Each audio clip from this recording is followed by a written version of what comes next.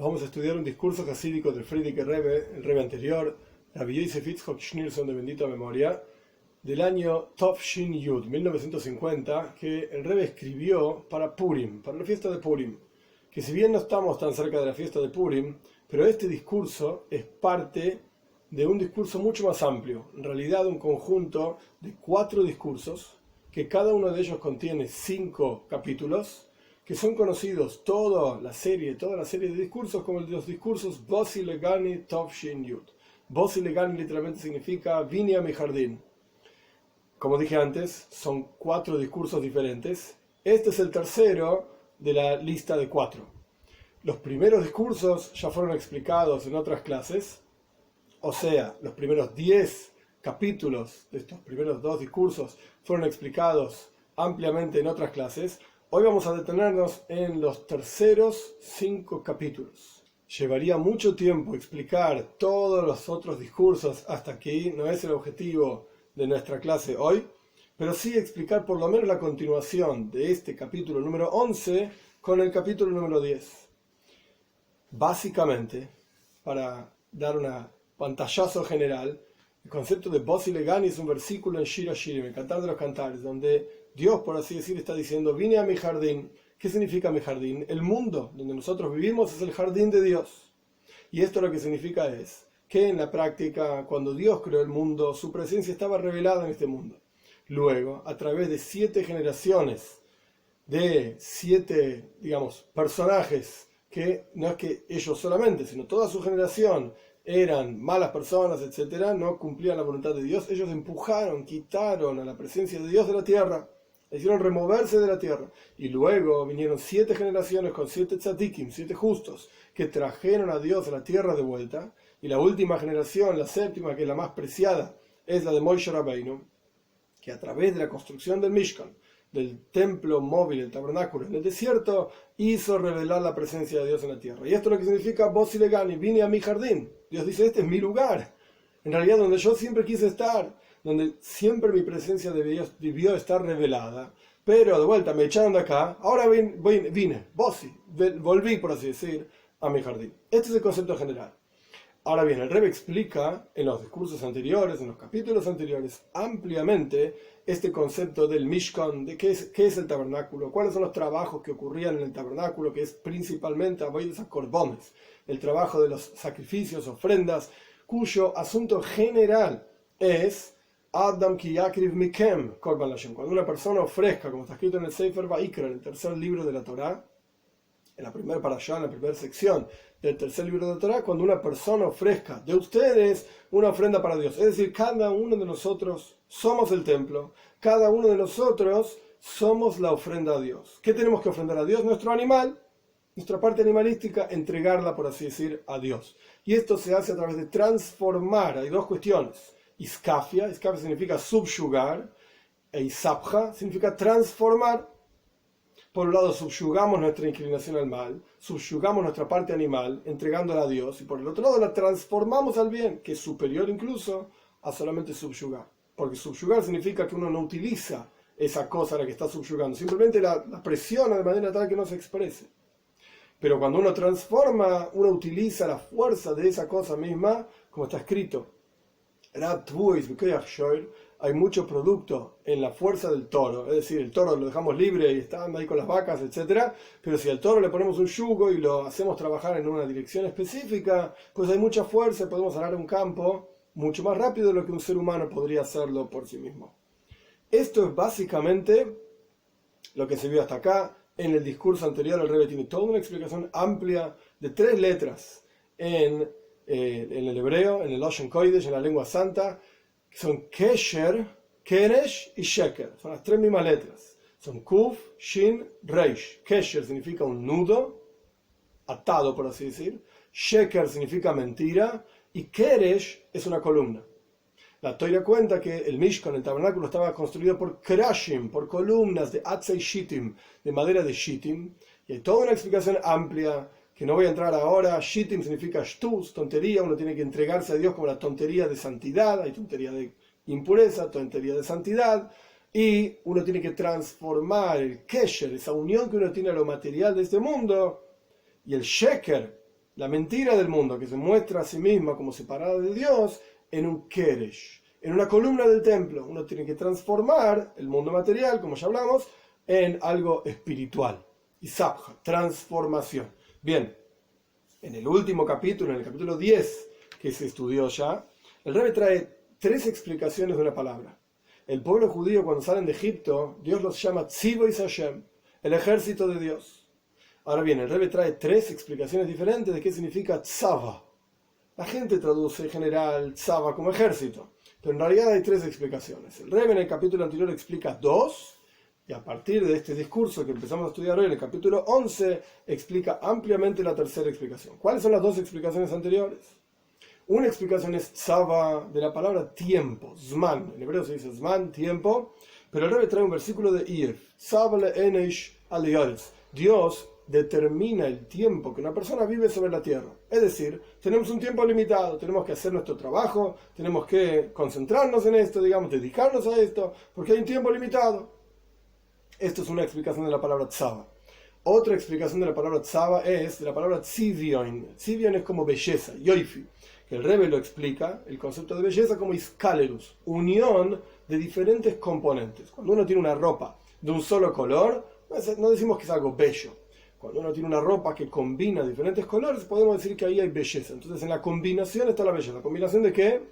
Pues combinación de diferentes elementos, digamos, dentro del pueblo judío mismo. Están quienes se ocupan específicamente del estudio de Torá, están quienes se ocupan de negocios, están quienes se ocupan... Y cada uno tiene una ocupación diferente. A través de la unión y la comunión, digamos, de cada uno de ellos, todos juntos... En el Zohar, en el Kabbalah se llaman Mare Toiro o Mare Ubdin Taven, los maestros de la Torá, y los maestros o los señores, por así decir, de las buenas acciones. Todos juntos, combinados, dedicando el tiempo que corresponde, esto genera tzava, que ya dijimos 2 explicaciones. Una es tiempo y el otro es yoifi, belleza. Entonces, a través de dedicar el tiempo adecuado, nuestra vida, a esta unión y comunión entre todos los Yehudim, ¿para qué? Para la tercera explicación de tzava, que es ejército. Tzivois Hashem, el ejército de Dios. Entonces el Rebbe va a explicar en nuestro discurso ahora, que comienza con el capítulo 11, este concepto de Tzivois Hashem, del ejército de Dios, como ejército justamente, y no como tiempo o belleza. Simplemente para leer las últimas líneas del capítulo anterior, para conectar. Esto es lo que significa... Fue en la esencia de este día, salieron todos los ejércitos de Dios de la tierra de Mitzrayim, cuando el pueblo judío sale de Egipto en la fiesta de Pesach, etc. El concepto de Tzivois Hashem, el ejército de Dios, es el pueblo judío, que a través de su servicio de refinamiento del mundo, en 2 aspectos, iskafia, que significa subyugar, y sabja, que significa transformar, a través de esto refinamos el mundo. Hacemos de un kesher, es decir, de la unión con el mundo, kesher es un nudo, un keresh. Hacemos con las mismas letras, las damos vuelta, por así decir, jugamos, y hacemos una columna, es decir, del nudo del mundo, el hecho de que el mundo se muestra a sí mismo como una existencia separada de Dios. Esto es sheker. Ahí está la tercera palabra, keresh, sheker y kesher. Esto es mentira, sheker es mentira. Y como es sabido que la vitalidad del mundo que le da vida es Dios. No es el mundo por sí mismo, no está separado de Dios. Entonces, cuando estudiamos Torah y cumplimos mitzvot, entonces transformamos todo ese kesher y sheker, toda esa unión a lo material del mundo, toda esa mentira, en un keresh, en una columna del templo. Y esa columna del templo estaba hecha de atzei shitim oimdim, como dice la Toira, de madera de shitim, que se traduce en general como cedro, paradas, y unimos. El Rebbe tiene toda una explicación amplia de esta unión, esta columna. Una columna une algo elevado con algo bajo.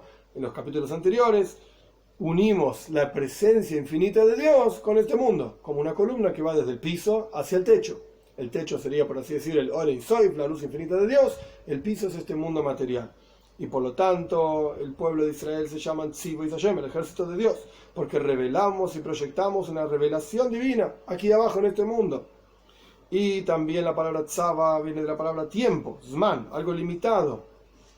Porque todo el trabajo es en los días que Dios le dio a cada uno de nosotros para vivir. Y cada uno tiene que revelar la presencia de Dios a través de su servicio a Dios. Aquí abajo, Hashem Echad, Dios es uno. Este es el final del capítulo 10. Vamos al capítulo 11, para explicar en mayor profundidad el hecho de que el pueblo de Israel se llama Tzivois Hashem, el ejército de Dios, que el nombre Tzivois es un nombre santo. Dios tiene muchos nombres. Dentro de los nombres divinos, uno de ellos es Tzvakois. Yo lo digo mal a propósito para no mencionarlo en vano. Es el nombre que representa, por así decir, Dios como Dios de los ejércitos. Es un nombre santo. Y es uno de los 7 nombres que no se pueden borrar. Es una cuestión alágica, legal. Hay diferentes nombres de Dios, entre los cuales algunos de ellos, 7 de ellos, representan algo tan santo y elevado que una vez que uno los escribió está prohibido borrarlos. Este nombre, Tzivois Hashem, es decir, el Dios de los ejércitos, este es uno de los nombres santos de Dios. Y este nombre fue revelado a través de los profetas, porque en la Toira, es decir, en los 5 libros de Moisés, no fue mencionado este nombre. Y se menciona solamente Tzivois Hashem, el ejército de Dios, que hace referencia al pueblo de Israel. Como dijimos anteriormente, cuando el pueblo judío sale de Egipto, son llamados Tzivois Hashem, el ejército de Dios. Pero Dios mismo no es referenciado a través de este nombre en los 5 libros de Moisés. Recién a través de los profetas, posteriormente, es que se revela este nombre. Y de hecho, entre las profecías, por ejemplo, de Zeharia, que es uno de los profetas que habla de la Geule, de la redención, constantemente habla de este nombre, una y otra vez. El Dios de las huestes, por así decir. Y tenemos que entender cuál es esta virtud, qué es lo que representa este nombre. Es decir, ¿por qué virtud, por qué cuestión el pueblo judío se llama Tzivois Hashem? Justamente el ejército de Dios. Con este nombre especial que hace referencia a Dios también, pero llamamos al pueblo judío de esta manera. Entonces, ¿cuál es la cuestión, el asunto de este nombre? ¿Cuál es el adjetivo, por así decir, al cual hace referencia este nombre a través de... Y por eso llamamos al pueblo judío de esta manera. Y este adjetivo le fue dado al pueblo judío cuando salieron de Mitzrayim, justamente de Egipto. Antes de eso no somos llamados de esta manera. ¿Por qué? ¿Qué es lo que representa este nombre? La explicación es, está escrito en el Midrash, que Dios, por así decirlo, dijo a Moshe Rabbeinu: mi nombre vos querés saber, yo me llamo según mis acciones.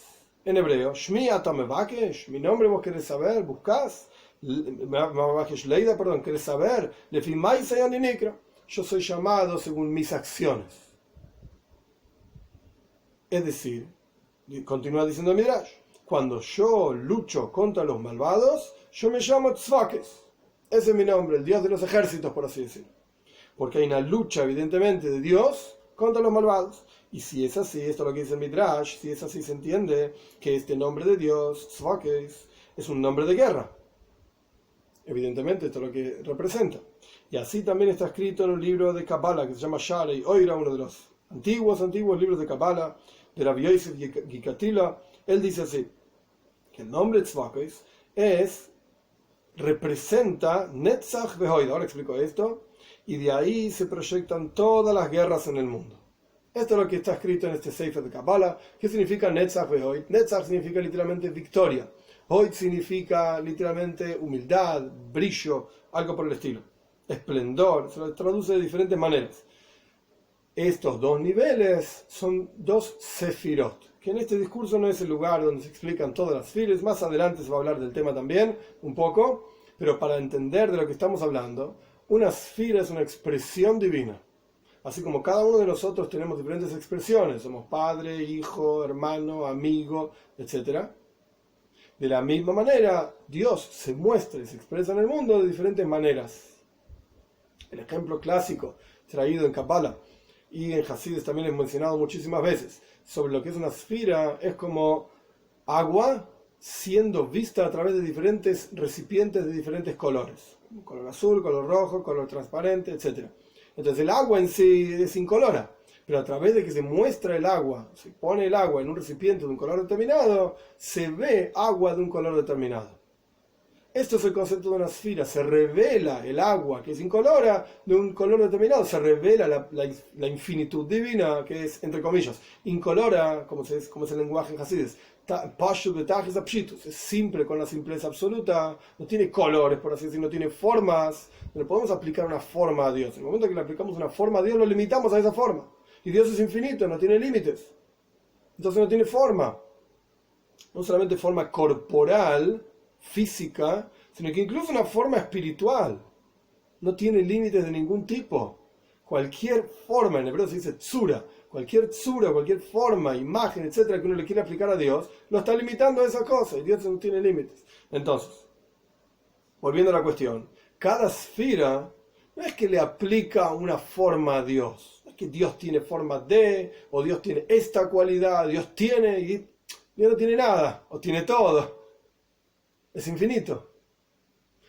Se muestra a nosotros de una manera determinada. Es bondadoso, severo, y hay dos, estos Gesed, Gvura, Tiferes, hay diferentes Sefirot, diferentes nombres que los Mekubalim, los cabalistas, dieron para que nosotros podamos lidiar, en tener alguna idea y pensar y hablar sobre Dios, que es una bondad infinita, divina, el hecho mismo que nosotros podamos hablar de Él, podamos decir que se muestra a nosotros de una manera determinada, que esto ya es bondad divina. Pero la cuestión es, para no irme demasiado del tema, Netzach y Hoid son dos sefirot, son dos formas en que Dios se muestra a nosotros. Explica en este Sefer, de este libro de Kabbalah, de Rabbi Yosef Gikatila, Sha'arei Oira, que esto está explicado en otro lugar también en Kabbalah, cada nombre divino corresponde a una sefirá determinada, a una expresión divina. Shem Keil Bechesed, el nombre Aleph Lamed representa la bondad divina. Como está aquí, Chesed Keil Kol Hayom, la bondad divina todo el día. Shem Elohim, el nombre de Dios, Elohim, que es como juez, justicia, es en Gvura, es en severidad. Y así sucesivamente diferentes nombres. El Shem Tzuvakois, Dios de las huestes, ¿en qué nivel? ¿Qué es lo que representa? ¿Qué es lo que expresa de Dios? Netzach Vehoid, victoria y esplendor, es decir, guerras. La victoria contra un enemigo. Ahora bien, el concepto de Nitzachon, Nitzachon es victoria, Netzach es victoria también, Nitzachon es la victoria sobre un enemigo. Esto tiene que ver con alguien grande, específicamente. En otro lugar está explicado que un niño, ahora vamos a ver más detalles en el discurso mismo, pero un niño, hay asuntos por los cuales se entrega, es decir, se sacrifica con todo, hay asuntos que simplemente no le interesan. Ahora, una persona que está en un nivel espiritual elevado, alguien grande, en el caso del ejemplo un adulto, cada asunto es importante, cada detalle es importante. Entonces el concepto de nitzach en victoria, es decir, ganar sobre un enemigo, esto tiene que ver específicamente con alguien grande. Es decir, se expresa este concepto de nitzach, netzach, victoria, en alguien grande. En alguien menor también se expresa. Los niños también quieren ganar el truco, quieren ganar las cartas, quieren ganar los juegos, quieren ganar todas las cosas. Es correcto. Pero a veces que, no me importa. Simplemente no les llama la atención.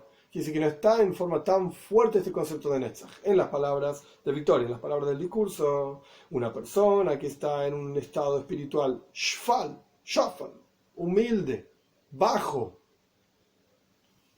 Si alguien le dice algo contra él, entonces lo no va a ser victorioso contra esa persona, no va a luchar contra otra persona, porque él mismo tiene, digamos, en el lenguaje de psicología moderna, tiene baja autoestima. Entonces viene alguien y le dice, vos sos un esto y lo otro. No va a hacer una guerra contra esa persona, no va a luchar contra esa persona. A lo sumo, entre paréntesis pone el rebe, le va a responder arrogantemente, ya está, vos qué sabés. Pero no va a hacer una guerra contra eso, lo va a dejar pasar, digamos, porque la persona misma se encuentra en un estado de baja autoestima. Y todo lo contrario, puede ser que absorba esas palabras y diga, es verdad lo que me están diciendo. Responda algo simplemente por el hecho de responder, pero lo sienta como que algo que es verdad, me están diciendo que soy un esto, es verdad eso. Justamente lo opuesto, quien es Godel, quien es grande, tiene este concepto de Midas Anitzachel, el concepto de la victoria total. Y no va a dejar que le digan cualquier cosa. Cuando alguien le va a decir algo contra él, o va a hacer algo contra él que no es según su voluntad, y va a hacer una guerra contra él. No lo va a aceptar. para sacar a la luz su rectitud, su justicia. De ninguna manera va a aceptar algo contra su voluntad. Este es el concepto de Netzach. Se aplica justamente a alguien grande, a alguien que está en un nivel en el cual no va a dejar pasar que le digan esto, que hagan aquello, etc. El Rebbe trae un ejemplo de este concepto de Netzach que se aplica, victoria, se aplica justamente a alguien grande. Y es como dicen nuestros sabios en el Talmud, Kol Talmid Chacham, es una frase interesante. Kol Talmid Chacham sheine noikim venoite kenacha sheine Talmid Chacham. Todo sabio, todo estudiante de Toira, etc., que no se venga y no es rencoroso como un najash, como una serpiente, entonces no es un Talmid Chacham, entonces no es un sabio. Esta es la frase de nuestros sabios en el Talmud. Pirush Rashi, explica Rashi ahí en el Talmud, la persona, el que es un Talmid Chacham, que es un sabio, se venga su venganza y guarda el rencor en su corazón como el najash, como una serpiente. El Rebbe pone entre paréntesis, fíjate, ¿por qué serpiente justamente está explicado ahí, en el Talmud? ¿Qué explica ahí en el Talmud? Es que el Talmud, propiamente dicho, el texto no explica por qué justamente una serpiente. Hay comentaristas. Uno de los comentaristas es el Maharsha. Él explica así, está impreso hacia al final de todas las ediciones de la Gemara, o muchas ediciones de la Gemara, explica así. El concepto de Nahash encontramos en Breishis, en el primer libro de la Torah, en el primer Parsha, cuando el Nahash, la serpiente, hace a la mujer pecar, al hombre pecar, etcétera, etcétera. Hay una maldición que Dios le da al hombre, a la mujer y al Nahash también, a la serpiente también. Y a la serpiente la maldición que Dios le da es él, el ser humano, te va a pisar la cabeza, porque las serpientes andan reptando por la tierra, te va a pisar la cabeza, vos le vas a morder, por así decir, picar en el talón. De vuelta, porque la serpiente anda por el piso.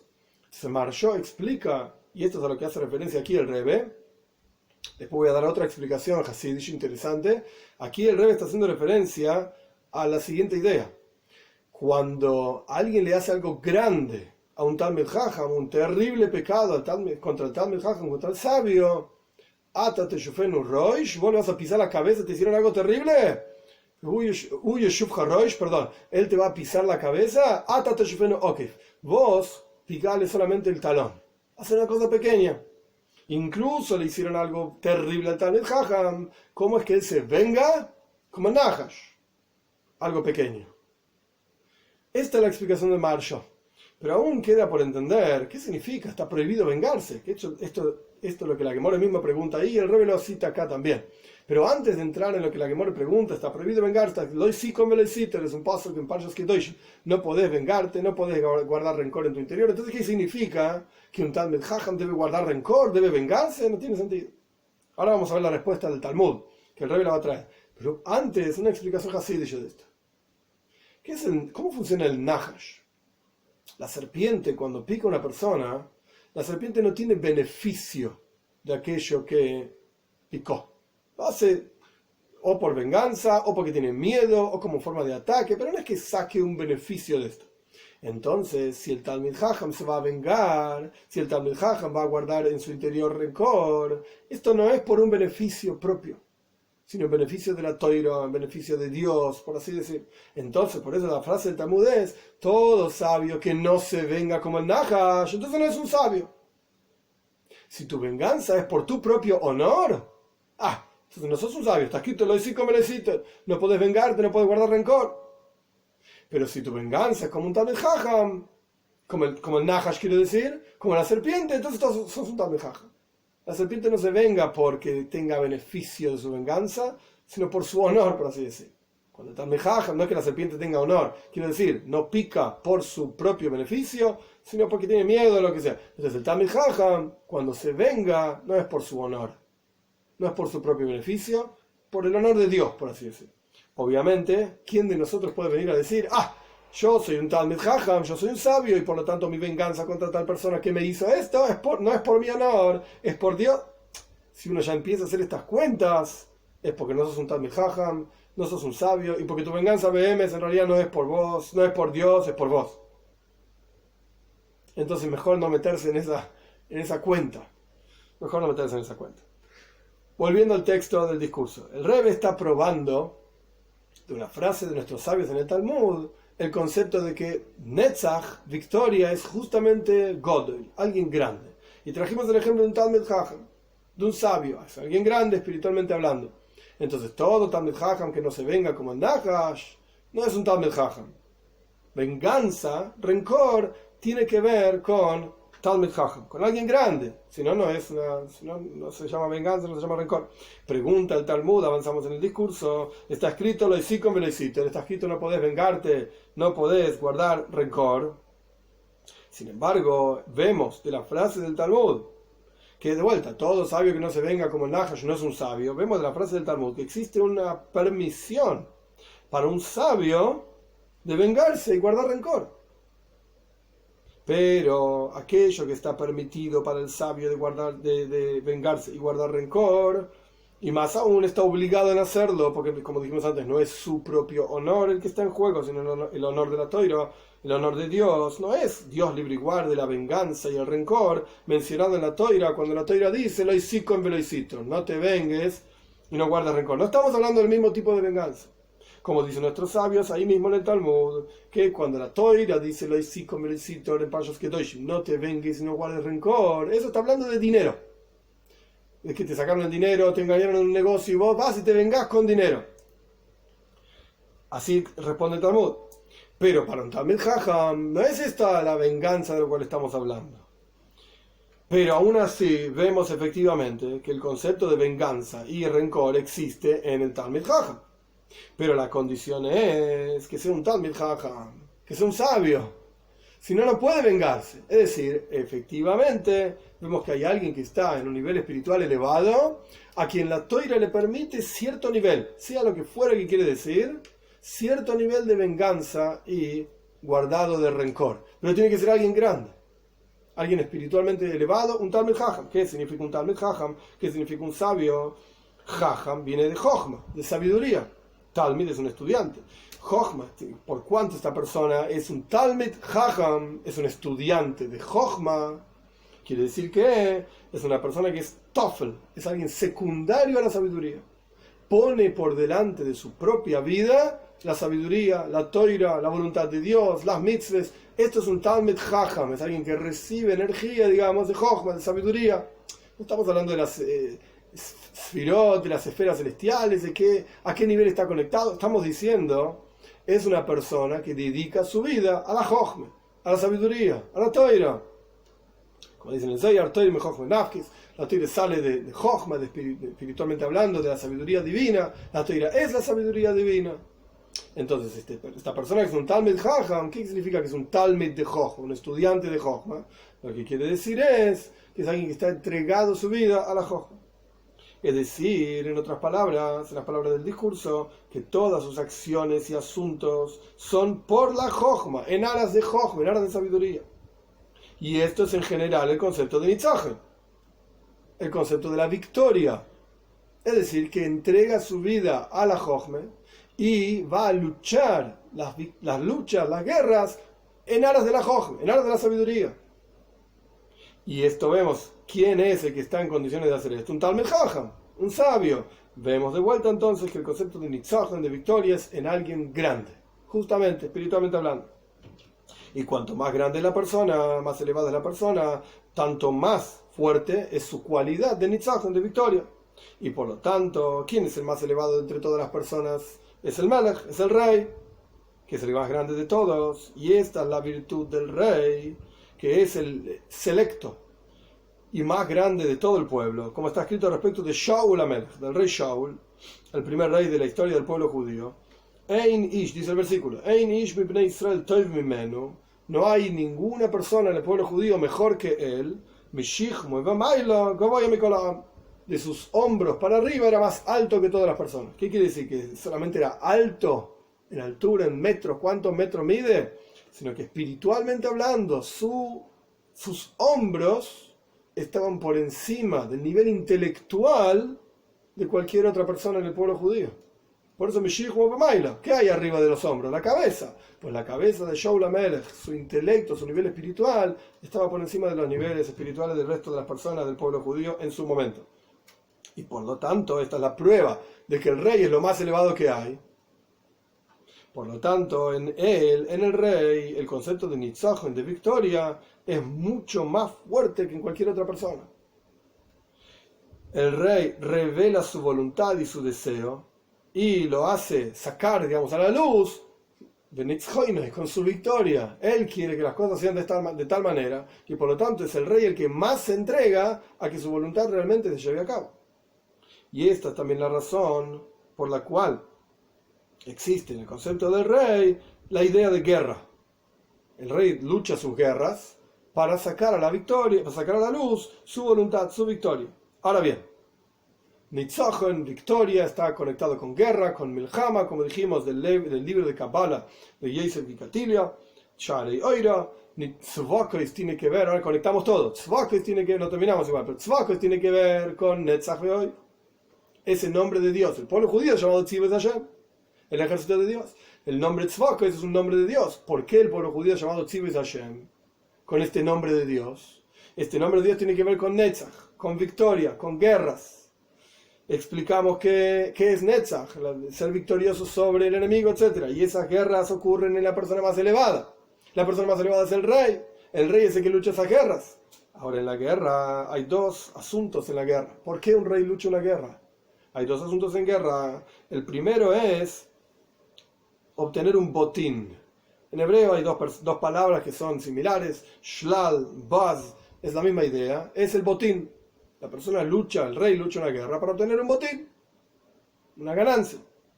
El segundo asunto en la guerra es sacar a la luz su victoria, de manera tal que sean las cosas tal y cual el rey quiere. Que este es el asunto central en guerra. Son dos conceptos que van a ir jugando, por así decir, a lo largo del discurso. Que como yo expliqué en la introducción, hay dos formas, básicamente, en la cual la persona lucha, digamos, contra su inclinación al mal, revela la presencia de Dios en el mundo, y skafia beisabja. Skafia dijimos que es subyugar. Y sabja significa transformar. Estos dos asuntos en la guerra justamente tienen que ver con eso. El primer asunto de la guerra es un asunto racional, es un asunto que uno mide. ¿Cuánto botín necesito para funcionar? ¿Por qué un rey va a obtener recursos de otro país? Porque necesita recursos de su país. Entonces hace guerra contra otro país para obtener recursos. Ok, pero vas a hacer guerra contra aquel país que tiene los recursos que vos necesitas. No vas a hacer guerra contra cualquier país. ¿Qué te importa un pedazo más de tierra si no están los recursos que vos necesitas? Entonces aquí hay una medida, aquí hay un cálculo específico en qué es lo que necesitas, de qué manera, cuánto conviene hacer guerra, hasta dónde conviene conquistar, cómo es el ejército del enemigo, etc. Este es un tipo de guerra iskafia, es el subyugar a la persona, al yetzer hara, quiero decir, a la inclinación al mal, donde la persona tiene todo un cálculo en esa lucha. ¿Qué me exige el yetzer hara, la inclinación al mal? ¿Cómo puedo luchar contra él? Etc. El segundo asunto de la guerra es, no hay una medida. El rey quiere que su voluntad se cumpla, independientemente de qué es lo que hay que hacer para que eso ocurra. Este es el concepto de Isabj, una transformación total donde lo único que importa es el rey. Lo único que importa es la voluntad del rey. El asunto entonces, el Ikar HaMilchama, el asunto central de la guerra es la victoria, para que las cosas se cumplan según la voluntad del rey. Y el asunto es Netzach, justamente de vuelta, victoria. Porque la guerra que es para obtener botín es una guerra de fuerza, poder solamente. Y la guerra en general, es decir, el concepto de las ideas intelectuales en esa guerra son para sacar a la luz la victoria, de manera tal que sea según su voluntad. La táctica y el pensamiento, no es una cuestión de fuerza. Que el rey lo divide en dos partes, una guerra de fuerza, a ver quién es más fuerte, quién tiene más gente, quién tiene la gente más entrenada, los mejores soldados. Chao, te maté, listo. Ese es el primer tipo de guerra, la cuestión de fuerzas. Vamos a medir fuerzas uno con el otro. El segundo concepto de guerra es, ya hay un intelecto, ya hay una táctica, ya hay un objetivo específico que es que se cumpla la voluntad del rey. Pero también es justamente el concepto de guerra cuando hay un menaged, hay un opositor que impide que uno cumpla su voluntad. Entonces ahí hay un concepto de nitzaj, de victoria. Yo voy a luchar contra vos para que se cumpla mi voluntad. Porque si no hay opositor, no existe el concepto de victoria en absoluto. Y el rey puede conducir su país como quiera. Si nadie le dice lo que tiene que hacer, si nadie se opone a él, entonces el rey hace lo que quiere. Pero cuando el rey desea algo y haya oposición a esta cosa que el rey desea, entonces el rey se para con firmeza para obtener su victoria y sacar a la luz su voluntad, por así decir. Y para esta victoria y vencer al opositor, el rey no se queda sentado en su palacio. El rey, las palabras precisas son mevazves kol segulos aoitzres.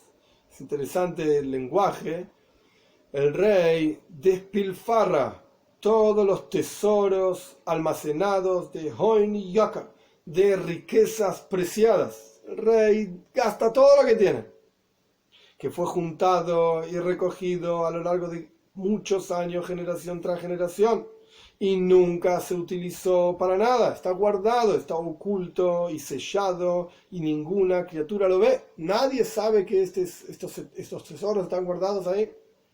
Ahora bien, en el momento de vencer la guerra, cuando el rey desea realmente sacar a la luz su voluntad y quiere ser victorioso, el rey despilfarra todos los almacenes, todos los tesoros almacenados. ¿Por qué? Porque es que justamente aquello que siempre está oculto, que nadie lo ve, nadie lo conoce, y el rey nunca lo gastó, y se juntó generación tras generación, etc. ¿Por qué es que en el momento de Netzach, el rey quiere ser victorioso y sacar su voluntad a la luz? ¿Por qué es que el rey toca, digamos, estas cosas? Que nunca fue tocado anteriormente.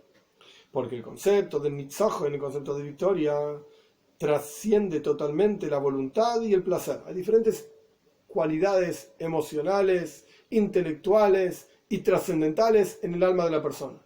Hay una estructura de la neshama, del alma.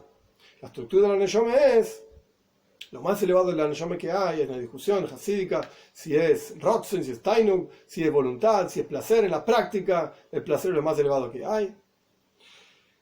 Pero no placer de comer torta, placer de ser, de poder expresarse, de existir. Luego viene la voluntad, son ambas cualidades trascendentales, se aplican a todo el cuerpo y a toda la vida por igual. Luego están las cualidades intelectuales en el cerebro, y luego las cualidades emocionales en el corazón. Y luego las vestimentas del alma, pensamiento, palabra y acción, etc. Como está explicado en el Tanya ampliamente también. Ahora bien, Netzach, cuando se trata de la victoria, cuando se trata de que el rey quiere sacar a la luz su voluntad, Netzach toca un nivel que está por encima de las cualidades trascendentales del alma, de voluntad y placer. Todo el placer elevado y maravilloso que hay en, por ejemplo, observar, en tener todos los tesoros de su reinado y las cosas impresionantes almacenadas y bellas y preciadas, generación tras generación, etc. Todo esto es insignificante frente a la victoria. Por eso es que el rey es mevazves, el rey despilfarra todo aquello que fue juntado durante tanto tiempo para la victoria, justamente para la victoria. ¿Por qué? Porque el concepto de nitzachen trasciende el placer. El rey se podría sentar en su almacén, donde está todo almacenado, todos los tesoros preciados, etc., y observarlos. Piedras preciosas, oro, cosas hermosas, perlas. Y observarlos. Y hay placer solamente en observar esto. Y es el rey el único que lo observa y lo conoce. Está sellado, cerrado, como el rey me explicó en el ejemplo. Pero si el rey está sentado observando sus perlas y piedras preciosas y no puede, por alguna razón, expresar su verdadera voluntad y no puede ser victorioso contra quien se opone en su propio reinado a él mismo, el placer de las perlas y las piedras preciosas no es el mismo. Porque el rey sabe que hay alguien que se opone a él y el rey sabe que todavía no lo derrotó, todavía no fue victorioso contra él. Entonces el placer de las perlas pierde. Ya no es No es lo mismo. No es lo mismo. Este es el concepto que el Rebbe está explicando acá, que el concepto de Netzach, la victoria, trasciende incluso el placer. Más aún, el rey entrega su vida para ser victorioso. Y la grandeza de la victoria es lo más importante para el rey, y por eso se mete en medio de la guerra y él mismo sale a la guerra. No es que manda ejércitos, él mismo está ahí involucrado en la guerra, él mismo está en el frente. Porque el concepto de Nitzachon está plantado y enraizado en la esencia misma del alma y trasciende mucho más elevado que las fuerzas reveladas del alma, como mencionamos anteriormente, ni que hablar de las emociones del alma, ni que hablar de las cuestiones intelectuales del alma, incluso trasciende las fuerzas trascendentales del alma, de voluntad y placer. Nitzachon está por encima de todo. Es decir, que trasciende la luz y la vitalidad que están en forma revelada en la persona, incluso lo que es consciente en la persona. Por eso es que el rey entrega su vida por la victoria. Y cuanto más aún que despilfarra todos los tesoros y placeres de los reyes para ser victorioso. Porque el Seider, el orden en esto es que en el momento de la guerra se abren los tesoros y se les da ¿a quién? ¿Para qué son los tesoros? Se los da a través de los ministros que están nombrados, que son Pekid y Ahoy, son aquellos que en la práctica, los soldados, los que manejan la guerra, los que en la práctica están ahí en el frente. Y la intención es que los soldados son aquellos justamente aquellos que logran la victoria. Porque el rey solo obviamente no puede ganar toda una guerra. En la práctica, ¿para qué gasta todos los tesoros almacenados el rey? Para los soldados. Justamente para los que están en el frente. Son los que en la práctica llevan a cabo la guerra y la victoria. Y el ejemplo de este asunto, todo esto era un ejemplo de, en este mundo, cómo funciona, como dicen nuestros sabios, Maljuso de Araki y Maljuso de Rekia. El reinado aquí abajo es como el reinado arriba. Entonces, en el reinado, aquí abajo hay tesoros y hay un gasto de esos tesoros por la victoria, y esa victoria está enraizada en la esencia misma, y ese gasto, ese dinero, por así decir, esos tesoros van directamente a los soldados. Lo mismo ocurre con Dios. El ejemplo de esto se va a entender arriba. Existe también el concepto de un oitzar, que el resto del discurso es para explicar esto del oitzar, este almacén, este tesoro guardado, que más adelante le voy a explicar. Es un oitzar shiriat shomayim, como dice el Talmud, es un tesoro de temor al cielo. Es el tesoro de la revelación divina que Dios tiene guardado para cada uno de sus soldados, que somos cada uno de nosotros que transformamos y luchamos esa guerra aquí abajo, de subyugar y transformar, etc. Esto es digamos, el final del discurso, pero esto es a donde apunta ese concepto de oitzar, este tesoro, estas cosas almacenadas, que estos tesoros están almacenados y guardados y sellados, como está escrito, decimos en el rezo, Iftach Hashem lecha es tzara yateif, que Dios abra para ti su almacén bueno, que Dios lo abre y que te dé de su mayor energía. Y como pedimos en el rezo también, y tu tesoro que es bueno para nosotros, abrilo. Que hay dos formas de leer esto. Tu buen tesoro para nosotros abre.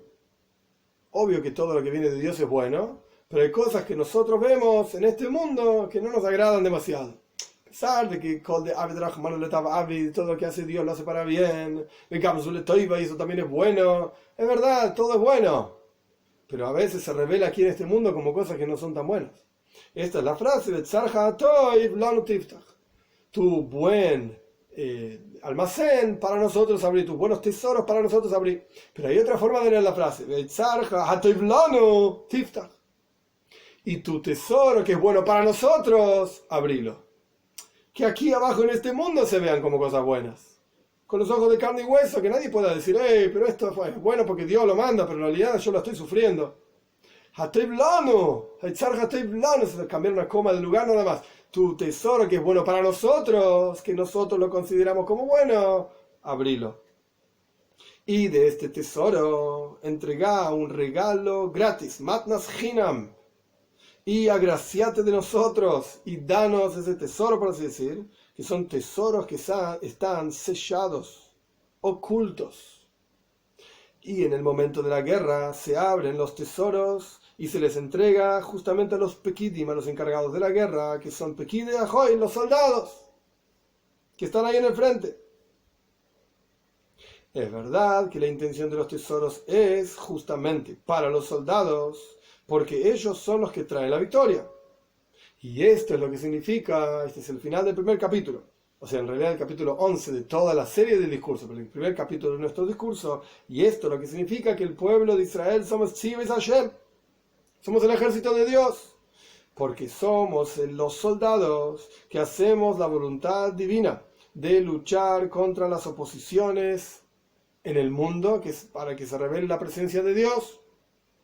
Y a ellos, a estos soldados, es que abren los tesoros supremos para la victoria de la guerra, para ser victoriosos, digamos, para luchar contra el opositor. Esta es la tercera explicación de la palabra tzivos. Tzivos Hashem. Dijimos en el final del capítulo anterior que la primera explicación es tzavala enosh alei oretz. Hay un tiempo limitado en el mundo, para el hombre aquí en la tierra. Vivimos una cantidad de tiempo. Y dijimos que está el concepto de tzivion, la belleza, la inclusión y combinación de diferentes personas, niveles dentro de uno mismo, la utilización de todas las capacidades de la persona en el servicio a Dios. Esto es iskalelus yoifi, la belleza de tzava, tzivion. Y la tercera explicación que está explicada en este capítulo, a partir de los próximos capítulos vamos a explicar qué significa el oitzar, estos tesoros, pero en este capítulo se explicó la tercera explicación de la palabra tzivos, tzvakes, es decir, huestes, es decir, ejércitos. Y hay un nombre de Dios específico que es este nombre tzvakes, que tiene que ver con Netzach, con victoria, y explicamos que esa victoria está relacionada con la esencia misma del rey. Explicamos diferentes niveles en la guerra y explicamos que los tesoros más profundos y ocultos que nunca nadie vio, etcétera, el rey tiene guardado de generación tras generación, se entrega justamente a los soldados, al nivel más bajo, porque al fin y al cabo en un ejército hay rangos, el general y el mayor, qué sé yo no conozco los rangos, pero el punto es que sin duda el soldado raso es el más bajo que hay, pero a él es quien llega justamente estos tesoros, a esos soldados rasos más bajos que hay, porque son ellos los que salen al frente y hacen la guerra para luchar contra el enemigo, de manera tal que salga a la luz la voluntad del rey.